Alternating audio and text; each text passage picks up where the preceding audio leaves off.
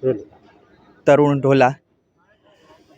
તારીખ 8મી માર્ચના રવિવારના રોજ પરમ પૂજ્ય મહંત સ્વામી મહારાજની ઉપસ્થિતિમાં આ પુષ્પ દોલોત્સવનું આયોજન થયું છે, જેની પૂરજોશથી અત્યારે તૈયારીઓ ચાલુ છે.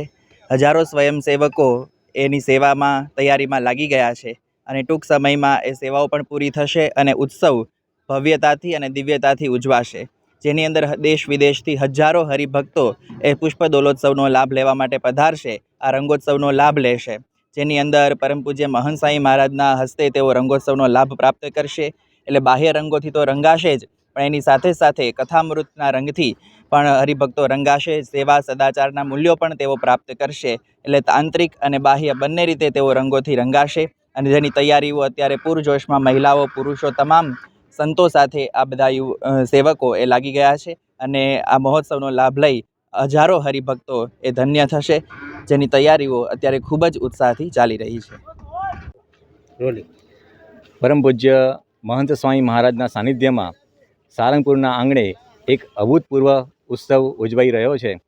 આ પુષ્પદોલોત્સવ નિમિત્તે દેશ વિદેશથી હજારો હરિભક્તો પધારવાના છે અને આ ઉત્સવને સફળ બનાવવા માટે લગભગ 35 સેવા વિભાગોની રચના કરવામાં આવી છે અને દરેક વિભાગ ઉત્સાહ સાથે અહીંયા સેવામાં મંડી પડ્યો છે.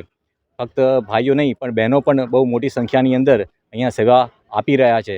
આ વિભાગોની અંદર જે સંતો છે તે પણ બહુ એક્સપર્ટ છે. આમાં ઘણા એન્જિનિયર છે, ડૉક્ટર છે, ચાર્ટર્ડ એકાઉન્ટન્ટ છે અને આ રીતે આ મહંત સ્વામી મહારાજના સાનિધ્યમાં ઉત્સવને સફળ બનાવવા માટે અહીંયા બધા જ સેવા આપી રહ્યા છે.